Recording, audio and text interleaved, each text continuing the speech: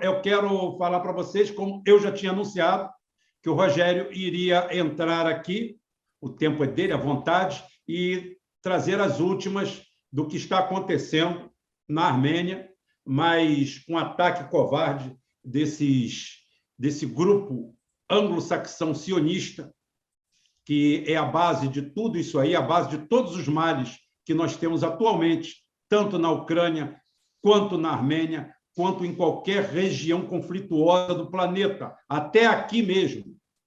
Até aqui mesmo. Rubão, Pode falar. Bom, primeiro queria te agradecer pelo espaço, pela oportunidade. Estou recebendo aqui a visita dos meus pais nesse momento em casa, mas eu fiz questão de pedir licença a eles para participar aqui com você e para esclarecer o público que nos acompanha a respeito do que está acontecendo, porque o grande problema é a máquina de propaganda e de desinformação que efetivamente dá informações equivocadas para as pessoas. Muita gente foi ao meu canal, fez comentário no Telegram, perguntando se era alguma coisa parecida com o que aconteceu na Ucrânia. Então, o primeiro ponto que eu quero elucidar é o seguinte: a Armênia não recebe HIMARS, não tem apoio de Londres, não tem apoio da OTAN, não tem apoio de fundos trilionários. Nós fizemos uma campanha de arrecadação por ocasião do conflito de 2020, e tudo que nós conseguimos arrecadar no mundo, que foi um valor bastante substancial, um desses grandes grupos oligopolistas, um desses grandes fundos trilionários, é capaz de fornecer 10, 20, 30 vezes mais do que toda a comunidade armênia, que é tida e a vida como rica, bem-sucedida no Brasil e no mundo, é capaz de fazer. Então, não tem analogia com o que está acontecendo na Ucrânia. A Armênia não recebe armas da OTAN, não recebe armas de Londres, não tem apoio de SAS, não tem apoio do MI6, não tem apoio do CIA, não tem apoio da CNN, não tem apoio da BBC, muito pelo contrário. E o que aconteceu hoje é reflexo de uma situação que vem de longe. Essa situação que vem de longe vem sendo construída ao longo de décadas, ao longo, talvez até de mais de um século, porque o Azerbaijão, ele, como um país independente, foi criado em 1918, porque descobriram que no Mar Cáspio tinha muito gás. O Azerbaijão é a terra do gás. Descobriram no Cáspio que tinha muito gás, e aí, a partir daí, criaram uma entidade que, historicamente, sempre esteve muito vinculada ao Irã, à Pérsia. Eu estava conversando com gente aqui do Brasil que teve no Azerbaijão em várias ocasiões, e pessoas que são bastante cultas, preparadas, ligadas a vários segmentos aqui da sociedade brasileira, me dizendo o seguinte: eu fui para Baku e percebi que a arte, a música, a poesia tinha uma influência persa muito grande, mas, de uns tempos para cá, pelas mudanças geopolíticas, eles procuram, de alguma forma, se atrelar ao que eles chamam de uma aliança inseparável com a Turquia. Então, eles consideram que são turcos, mas, na realidade, há controvérsias em relação também a essa questão da formação étnica dos azeris. A língua é muito parecida, talvez mais parecida do que o espanhol e o português. Eles falam alguma coisa muito próxima, o azeri e o turco. É compreensível para quem consegue compreender o turco, a língua que os azeris falam. Mas o Azerbaijão ele foi criado em 1918, dessa maneira que nós conhecemos hoje, como um grande posto de gasolina da British Petroleum e dos interesses da Grã-Bretanha. Essa é a grande verdade. E, a partir daí, começaram os entendimentos e o desenvolvimento, porque até de 1918 a cerca de 1936, 1938, eles pagaram esta existência com petróleo barato para Londres. Tá? E aí, o que acontece? Nós tivemos, na época do Stalin, a concessão de algumas regiões que eram historicamente armênias para o Azerbaijão soviético, com o objetivo de costurar uma boa relação entre a União Soviética e o Estado turco, recém-criado ali, o Estado turco moderno. Então, duas áreas foram cedidas. Nakhchivan, onde foi feita uma limpeza étnica de armênios, não sobrou um armênio em Nakhchivan. Para terminar, em 2006, eles foram lá e destruíram cemitérios armênios e as cruzes armênias para não ficar nenhum tipo de lembrança dos armênios.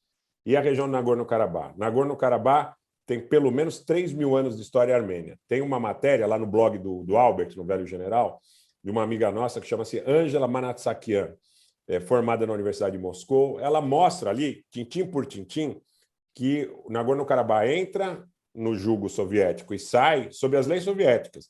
A lei do Okrug, a lei do Oblast, que falava de secessão, Nagorno-Karabakh ficou independente por decisão do Politburo, com 2 referendos, onde participou toda a sociedade, antes do Azerbaijão ser independente, antes da Armênia ser independente, em 1989.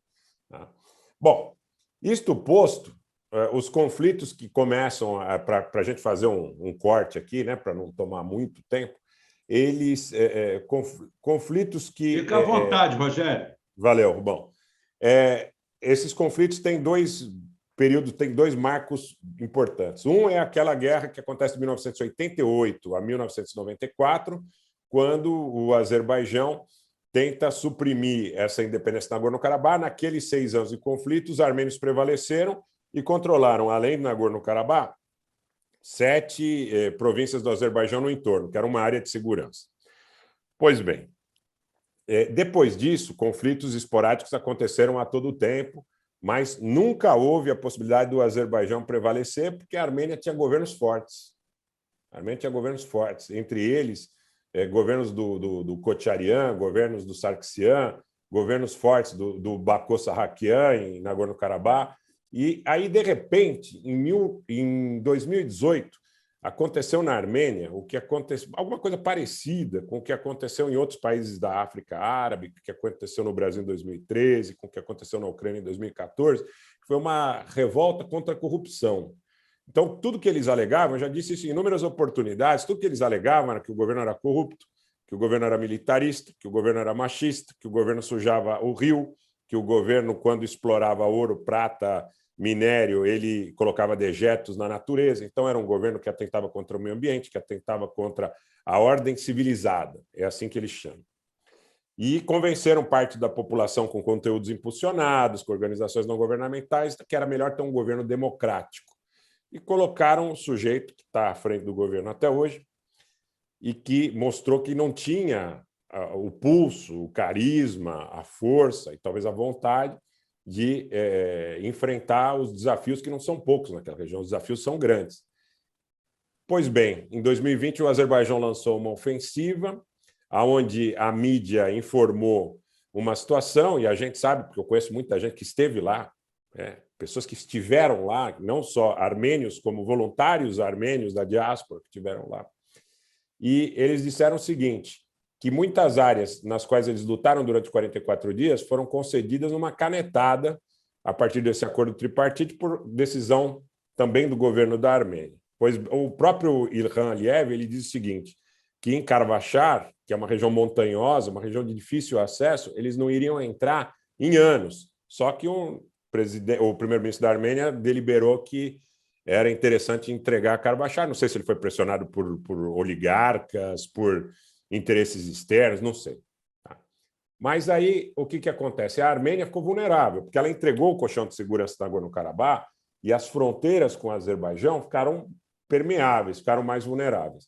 E com essa realidade geopolítica atual, com a Rússia envolvida no conflito na Ucrânia, com a proximidade muito grande da Turquia em relação ao Azerbaijão, eles há muito tempo estão tentados a tentar atravessar o território da Armênia para criar um corredor ligando o território autônomo e soberano da Armênia à Turquia. E eles estão ameaçando isso há muito tempo. E como em 2020, eles estão há 10 ou 15 dias inventando que os armênios estão atacando os azeris, coisa que não é verdadeira. A Armênia tem 3 milhões e 300, 3 milhões e 200 mil habitantes. Não vai atacar um país que tem 10 milhões de habitantes, que tem suporte de Londres, que tem suporte de Ankara, que tem suporte de forças reconhecidas como bastante influentes ali no cenário da região do Cáucaso, porque não tem nenhum tipo de perspectiva na atual realidade geopolítica. E aí, com base nessas mentiras, eles partiram para um ataque em massa hoje, um ataque que está utilizando drones turcos, drones israelenses, tecnologia de ponta, e informações muito provavelmente privilegiadas de inteligência mais uma vez, porque eles foram nos primeiros ataques visando, inclusive, alguns sistemas S-300, S-350, que estão na Armênia, foram visados nos primeiros ataques mais uma vez. Eu ainda não tenho uma informação muito densa dos estragos que podem ter sido causados nesse ataque, porque até aqui são 6 horas e 5 minutos da manhã lá, e teoricamente, pelas informações que eu tenho, não são informações oficiais, são informações de campo. Eles não fizeram avanços materiais e objetivos, mas essa é uma situação muito arriscada, porque o respaldo que eles têm de interesses escusos, de interesses que são, muitas vezes, poderosos e, eu diria, difíceis de serem apontados, detectados, é muito grande. Nesse momento, há conflito em toda a linha de contato, de norte a sul da República da Armênia. As linhas de contato de Nagorno-Karabakh, até agora, estão relativamente estáveis, mas na República da Armênia com o Azerbaijão, em toda a linha de contato, de Sotk no norte até a região de Siunik no sul, há combates em toda a linha de contato.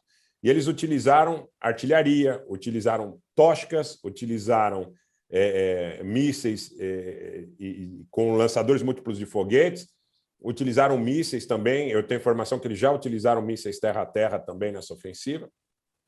E a situação da Armênia é delicada. Agora, o que eu gostaria de pedir para o público que nos acompanha, que acompanha você aqui no canal, Rubão, que acompanha o Rafael, que acompanha os canais, aí o Arte da Guerra, toda a turma, é que estejam atentos aí ao nosso Telegram, ao nosso Twitter, ao meu canal. Eu já fiz 2 lives hoje falando sobre isso, uma curtinha, porque às 2h30 da manhã, horário local, ameaçou concretizar um cessar-fogo, que não foi concretizado porque os azeris não aceitaram. Eles estão tentando, na realidade, aproveitar de uma vantagem pelo contexto geopolítico atual para conseguirem penetrar no território da Armênia e estabelecer esse corredor em direção à Turquia. Para mim, esse é o jogo. Eles almejam fazer esse corte do território da Armênia, que inclusive isolaria a Armênia da fronteira iraniana. Vamos ver como é que o Irã reagirá a essa situação, porque esse corte na fronteira, são quase 50 quilômetros ali, em Megre, na fronteira sul da Armênia. Vamos ver como é que o Irã também reagirá a esta situação. É uma situação onde está muito claro o apoio da Turquia, porque tem drones Bayraktar na fronteira com a Armênia ali. Você vai no Flight Radar, você vai ver um enxame de drones Bayraktar monitorando os movimentos do exército da Armênia. A Armênia é um país pequeno, que com as perdas territoriais históricas hoje não tem saída para o mar, e tem muitas dificuldades sob o ponto de vista da construção de alianças em função dos poderes que transitam, orbitam em direção a Baku. Então, o meu pedido ao público é o seguinte, não só para acompanhar, como para denunciar, porque a grande sacada dessas sacanagens todas que são feitas é a desinformação que é semeada na sociedade para que a percepção equivocada leve pessoas a fazer analogias como essa que fizeram há pouco, dizendo que o que está acontecendo na Armênia é parecido com o que está acontecendo na Ucrânia. A Armênia não tem apoio da OTAN, a Armênia não tem apoio de Londres, a Armênia não tem HIMARS, a Armênia não tem apoio da CNN, não tem apoio da BBC, não aparece na Globo News.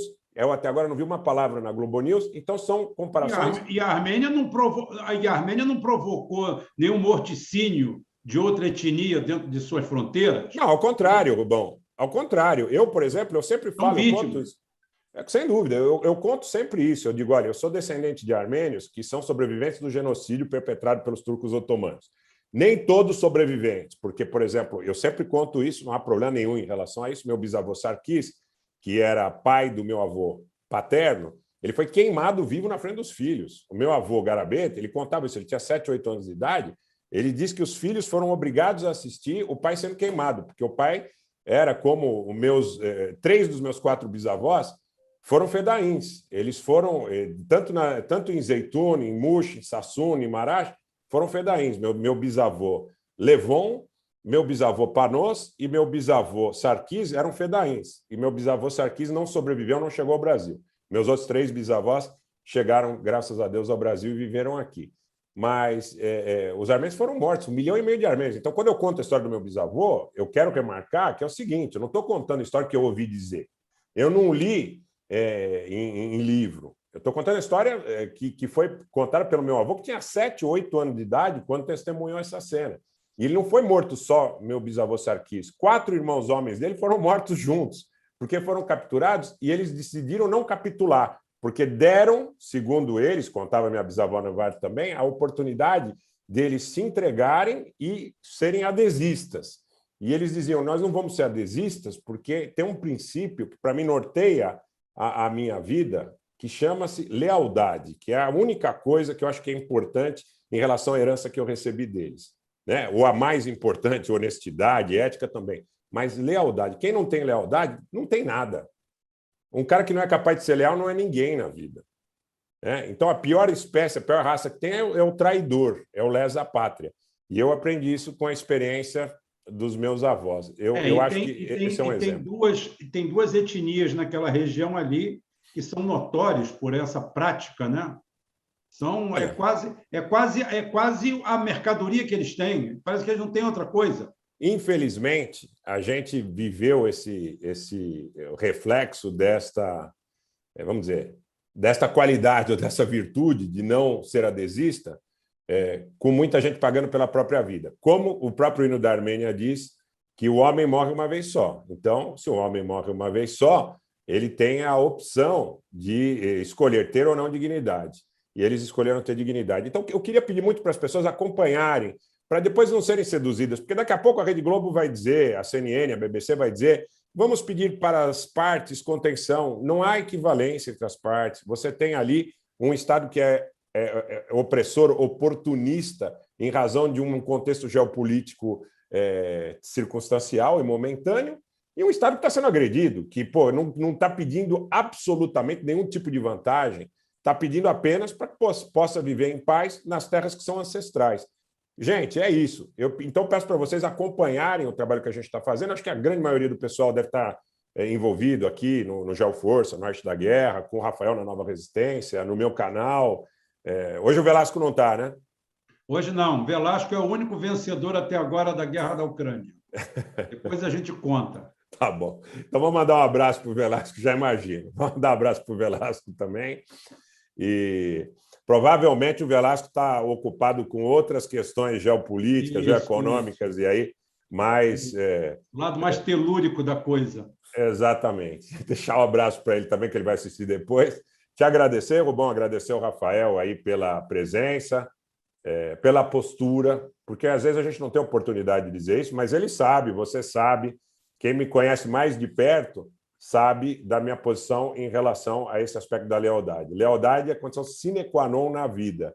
Lealdade é a condição que orienta todos os passos, deve orientar os jovens, a gente que já não é mais tão jovem, mas deve orientar os jovens, porque não vale a pena ser desleal. Porque, no fim, gente, o cara que hoje acha que vale a pena ser desleal, amanhã ele vai ser traído. Tá? Então, para que fique claro... A pessoa tem que saber uma coisa. O traidor sempre se vende por muito mais do que ele vale. Qualquer preço depois, que você pagar ele sempre se vende por muito mais do que ele vale. E depois também ele é vendido por muito mais do que ele vale. Exatamente, exatamente. O inferno é aqui.